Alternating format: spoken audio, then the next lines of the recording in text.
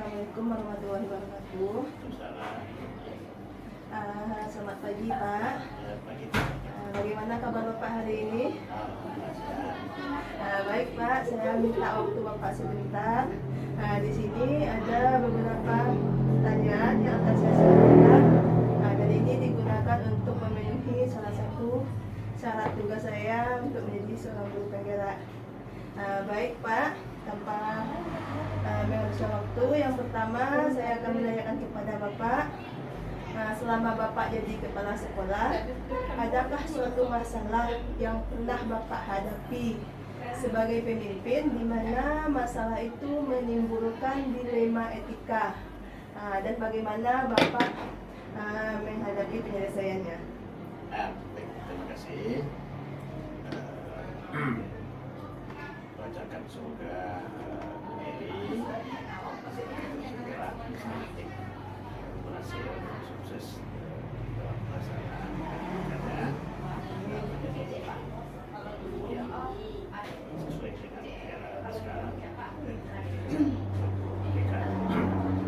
Kembali ke permasalahan yang disampaikan oleh Bapak selama kepemimpinan Bapak tadi, apakah ada hal-hal jadi dilema di dalam mengambil keputusan? Tentu saja ini sering terjadi.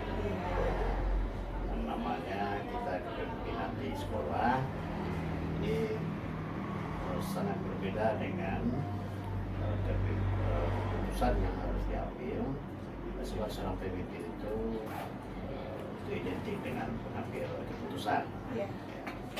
Sekecil apapun yang harus diusul apa saja aturan. Juga hakim pernah dengar kan, bagaimana seorang nenek-nenek hanya mengambil dengan keadaan tertentu, kelaparan dia diambil katakan semacam buah-buah semangka, ini dihukum dia karena dikadukan terbukti. Jadi di sekolah itu sering terjadi, hal-hal yang secara aturan dia bisa kita katakan melanggar aturan, tapi di sisi lain kita lihat ada faktor-faktor yang menyentuh rasa kemanusiaan, rasa sosial. Nah, ini yang menjadi pertimbangan di dalam keputusan di sekolah, karena kita ada lembaga pendidikan. Nah, ini.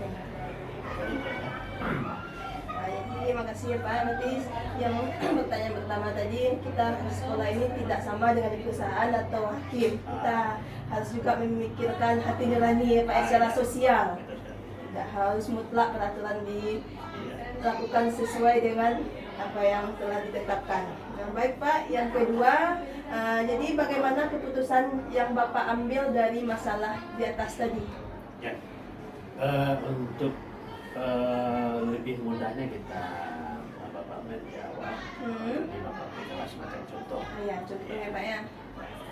Cuma semacam contoh misalnya ada seorang siswa lah katanya. Iya. Siswa kelas 12. Iya. Nah ini sebelumnya dia rajin. Iya. Kelas 11 dia rajin, kan nilainya bagus. Iya. Dia termasuk di dalam terpilih untuk mengisi jalur undangan PP, bahasa Indonesia. Itu kan dipilih bukan oleh sekolah, langsung oleh nilai yang kita naikkan, prestasi yang dimiliki langsung oleh perguruan tinggi. Nah, bisa saja itu mengisinya, namun setelah itu misalnya terjadi hal dia jarang masuk lagi, masalah dia setelah diinvestigasi cek kehadirannya sangat kurang dan dia ternyata lulus di katakanlah undangan tadi. Ini kan suatu dilema. Kemudian kita juga belum menentukan apakah ini anak kita lulus kan atau tidak. Yang kasat mata bagi anak-anak ini oleh guru, dia hanya sering kalau belajar. Jadi inilah satu contoh nyata di dalam kasus itu contohnya. dalam hal ini itu sebagai pimpinan, apakah ini anak diluluskan atau tidak? Ya, di satu sisi kehadirannya secara fakta memang menjadi masyarakat, di sisi lain dia sudah lulus misalnya. Menyatakan lulusnya. Nah, oleh sebab itu kita harus memanfaatkan dengan tim yang ada di sekolah, Pak Wali kelas, Pak Guru BK. Nah, ini harus kita telusuri. Sebelum mengambil keputusan harus kita telusuri apa faktor yang menyebabkan. Jadi itulah nanti apa akan si wali kelas atau persakit atau guru BK menilai siswa tersebut apa permasalahannya. Telusuri apa penyebabnya Apa tidak penyebabnya, masuk, ya. apakah ada faktor lainnya atau ada masalah di keluarganya ya Pak ya? Ya harus apa di sana. Baik Pak, untuk selanjutnya adakah langkah atau strategi yang bisa Bapak lakukan untuk menyelesaikan masalah tersebut? Ya, Ya. harus ya. Seorang pimpinan harus mengambil keputusan. Iya. Nah, ada permasalahan tadi. Nah, dalam hal ini apakah kita berdasarkan fakta dia tidak ada yang diponis dia tidak bisa. Kalau secara teoritis katakanlah kehadirannya kurang dari aturan minimal sekian persen. Iya. Dalam hal ini setelah saya katakan tadi kan harus ditelusuri oleh wali kelas, harus ditelusuri oleh BK-nya ya Pak.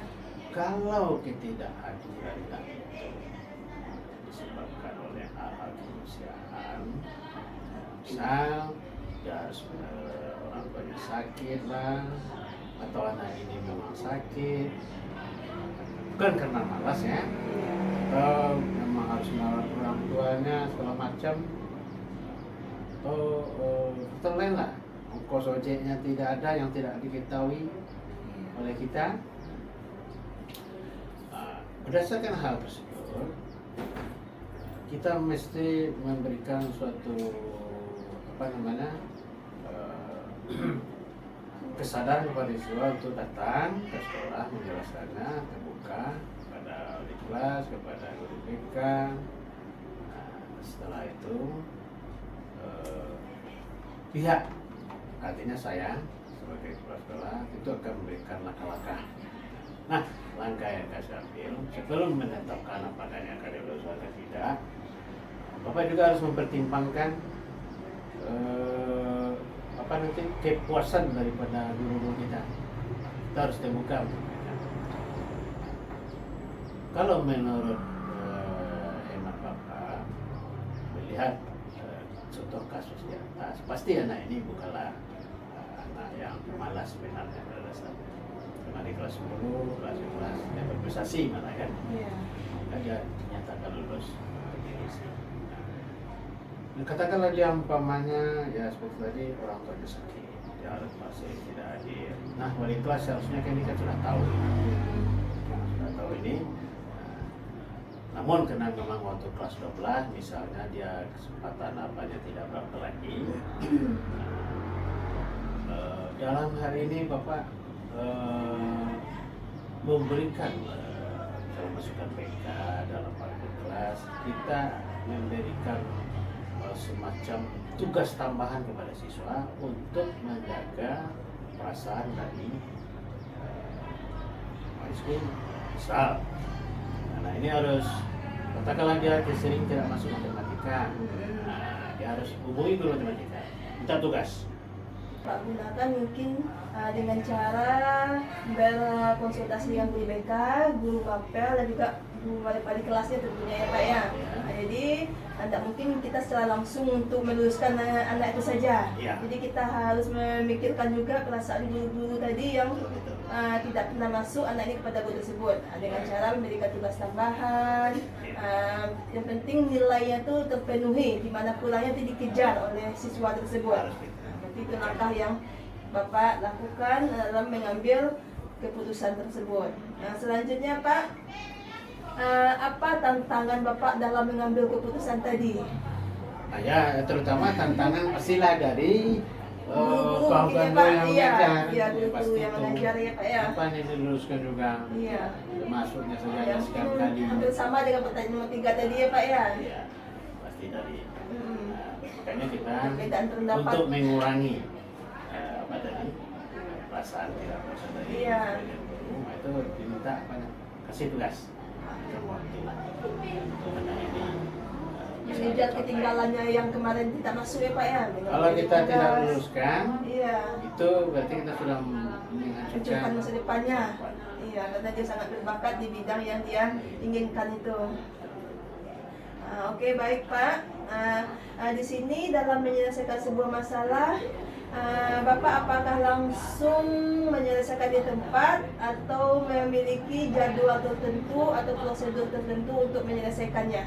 Ya kan seperti yang Pak cerita yang tadi kan itu kan artinya tidak bisa langsung. Iya. Harus ada langkah-langkah seperti tadi kan. Harus Identifikasi masalahnya. telusuri dulu ya, Pak ya. Telusuri, Tidak bisa kita langsung. Ada tim, ada mulai secara berjenjang, mulai kelasnya, ada TK, mulai perlu kunjungan rumah, Iya. perlu sampai ke sana.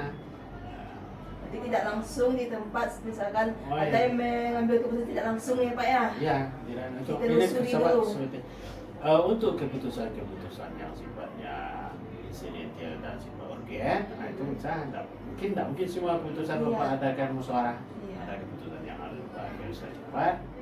Kalau hal ini menyangkut masa depan, mungkin cepat ini. Harus kita telusuri. Udah nyatakan saja dia tidak lulus, nah kan mudah saja kan. Nah ini harus ada prosedurnya sama dengan unsur-unsur yang terkait. Kalau di kelas tadi guru BK, wakil kesiswaan, suarakan ini apa semuanya dan dicarikan solusinya seperti tadi. Ya ada itu langkah-langkahnya. Nah, mungkin keputusan sekejap hal seperti itu. Langsung diputuskan ya Pak ya. Ditelusuri dulu Ya. apa penyebabnya. Ya. Oke baik Pak. Jadi pertanyaan terakhir Pak. Dari semua yang Bapak sampaikan tadi, pembelajaran apa yang bisa Bapak petik dari pengalaman dalam mengambil keputusan yang menimbulkan sebuah dilema? Iya, pembelajarannya adalah kita mesti karena berkaitan dengan peningkatan sumber daya manusia. Kalau menurut saya kita mestilah bagaimanapun sebagai seorang pendidik harus memikirkan apa yang lebih baik, walaupun apa yang jalan terbaik kita berikan kepada peserta didik karena dia diberikan kesempatan untuknya semaksimalnya untuk berubah. Iya. Kita bukan aparat hukum yang memberikan punishment langsung. Ya, Pak. Punya hati nurani ya Pak ya. Kecuali bahwa tugas-tugas yang diberikan guru juga tidak dikerjakan, tidak ada yang diikutkan. Ada lain ceritanya lagi kan. Iya, iya. Ini kan sudah bukan sudah dari kesempatan, berikan uang, dia tidak membuat waktu lagi kita lagi. Ini kita berikan masalahnya, kita pahami, kita berikan solusinya. Ya tentu harusnya kita menyebus layaknya atau guna yang tidak masuk tadi dengan tugas-tugas tadi. Oke, itulah demikian. Oke, baik Pak. Terima kasih atas waktu yang telah Pak berikan.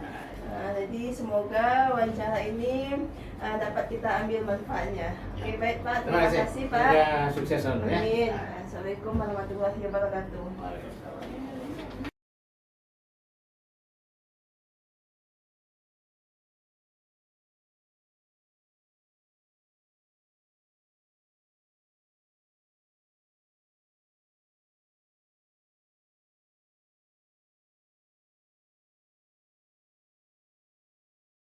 Assalamualaikum warahmatullahi wabarakatuh. Selamat siang Ibu. Siang. Bagaimana kabar Ibu hari ini? Baik. Alhamdulillah. Semoga kita selalu dalam lindungan Allah Subhanahu Wa Taala. Baik Ibu, perkenalkan sebelumnya saya Weli Milasari. Saya calon guru Tumira angkatan 7. Nah, di sini saya ada tugas. Kebetulan tugasnya untuk mewawancarai beberapa kepala sekolah dan kebetulan hari ini saya akan mewawancarai Ibu. Itu terkait dengan titik pengambilan keputusan. Apakah Ibu bersedia sebelumnya saya wawancarakan? Insya Allah bersyukur. Baik Ibu, tanpa banyak waktu saya masuk saja ke beberapa pertanyaan.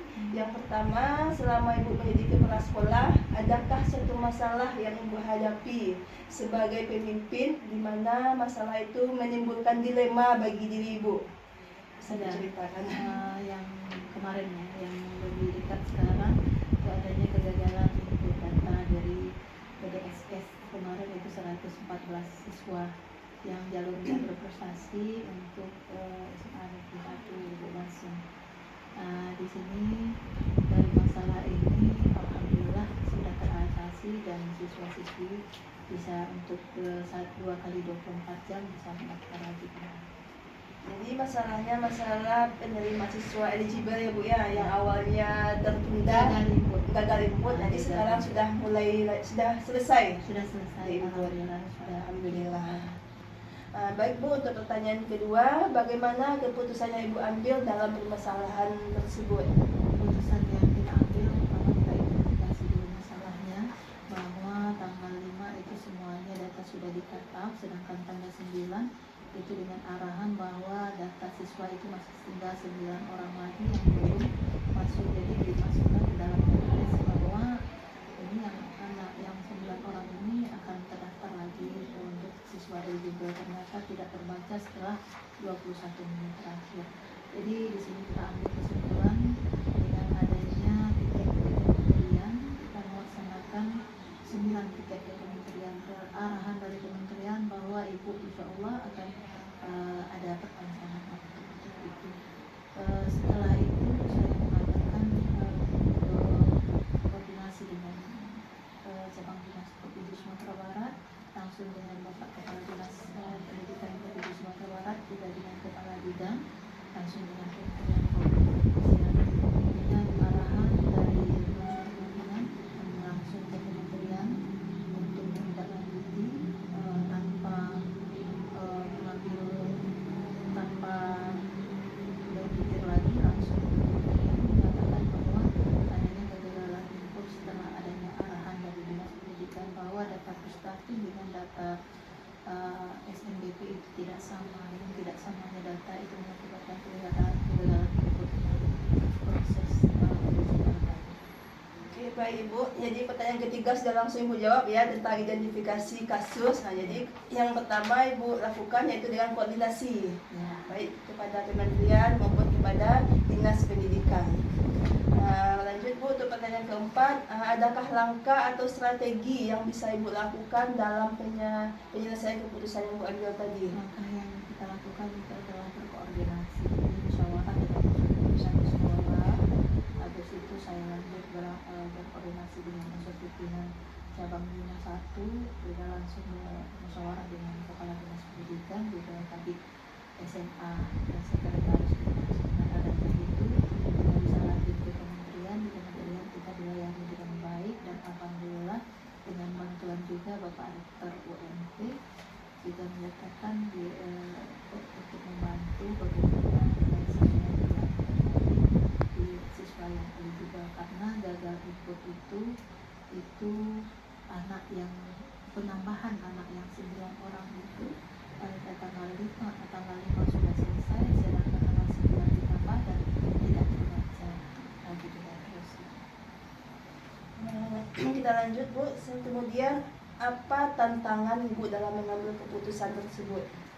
Tantangan yang saya ambil itu saya harus melangkah ke kementerian tanpa sudah koordinasi langsung dengan dinas pendidikan. Saya diberikan kepercayaan langsung bahwa 1 kali 24 jam saya harus berada di Kementerian Indonesia untuk melakukan kegiatan input anak-anak kembali untuk setelah gagal yang diberikan waktu 2 kali 24 jam pada saat itu, dan jauhnya Jakarta dengan Padang itu sangat membuat saya lelah. Untuk itu juga saya berharap bahwa ini adalah langkah untuk maju bersama bagaimana membantu siswa-siswa kita melangkah maju meraih prestasi.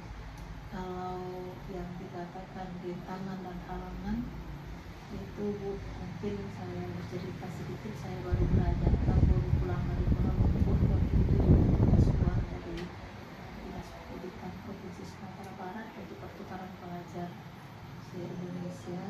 Jadi pada saat saya berada di luar dan itu yang terjadi, saya perjalanan lama saya bisa langsung lanjut ke Kementerian Indonesia. Itu saja, bahwa tantangan itu adalah rahmat dari Allah Subhanahu. Jadi bagaimana hasil dari kementerian kemarin Bu? Apakah ada bilang waktunya diperpanjang atau bagaimana? Hasilnya diperpanjang bahwa seluruh anak siswa kita juga sekolah-sekolah yang gagal input itu diperpanjang 2 kali 24 jam. Jadi setelah itu dihubungi oleh Ibu silahkan untuk memperpanjang lagi bahwa 2 kali 24 jam semua siswa-siswi Ibu bisa terdaftar. Alhamdulillah kemarin itu sudah termasuk orang terus di jalur SNBP itu anak-anak yang gagal itu, dan yang lainnya juga akan menyusul setelah ini. Ada dari Politeknik masuk ke sana sekitar 29 orang itu sudah masuk dalam jalur prestasi itu, alhamdulillah. Ya, waktu perjuangan sangat luar biasa ya Bu ya. Langsung Ke kementerian, langsung berjumpa dengan bapak-bapak yang Iya. yang belum pernah kita jumpai, juga rektor UNP. Banyak juga pengalaman yang Bu dapatkan dari masalah ini ya Bu ya. Berarti ya, ada juga positifnya yang bisa Ibu ambil dari sangat banyak positif pengalaman yang sangat dilema ini. ya, berharga sekali Iya. buat saya Bu, bahwa pada saat kita melakukan keputusan kita harus lihat segi manfaatnya Hanya yang negatifnya saja ya Bu ya. bahwa kita harus berpikiran positif selalu Bu, karena pada saat kita berjalan melangkah dengan positif semua yang dalam hidup kita, bahwa kita melakukan itu dengan lillahi ta'ala. Itu aja yang saya lakukan Bu. Mudah-mudahan dengan adanya ibu guru atau ibu yang ada di sini bisa melakukan atau bisa berkolaborasi dengan baik untuk kemajuan pendidikan khususnya di SMA kita ini. Yang terakhir Bu, adakah seseorang atau faktor yang mungkin selama ini dapat mempermudah Ibu dalam mengambil sebuah keputusan, khususnya di masalah yang Ibu ceritakan tadi? Ada, insya Allah semua yang saya ambil untuk mengambil keputusan dengan format pokok insya Allah bermusyawarah dan bagaimana bisa berkoordinasi. Musyawarah di unsur pimpinan itu sangat penting, sedangkan berkoordinasi dengan pimpinan itu juga sangat utama. Jadi bagaimana dalam keputusan kita buat, kita sudah diarahkan oleh pimpinan kita. Jadi Bapak Kepala Dinas Pendidikan Provinsi Sumatera Barat sangat intens dalam pelaksanaan pembinaan kepala-kepala satuan di Sumatera Barat ini. Apa saja masalah itu kita selalu koordinasikan dengan Bapak Pimpinan, juga Bapak Kepala Bidang Alhamdulillah dengan adanya Bapak Rektor, kebetulan Bapak Rektor UNP itu adalah Kepala Rektor Universitas Indonesia, beliau yang sebagai penentu keputusan atas rapatnya seluruh rektor di Indonesia ini. Jadi kami menunggu dan alhamdulillah sekarang hubungan baik antara Bapak Rektor Republik Indonesia juga yang tidak kalah pentingnya adanya bantuan-bantuan dari alumni sekolah, terus ada juga bantuan dari Bapak Dewan DPRD Provinsi Sumatera Barat, juga Bapak Komisi 9 DPR RI. Jadi memang yang dihadapi besar. Jadi alhamdulillah dengan adanya langkah-langkah yang kita temui, semua pihak sangat membantu, termasuklah seluruh warga yang ada di sekolah.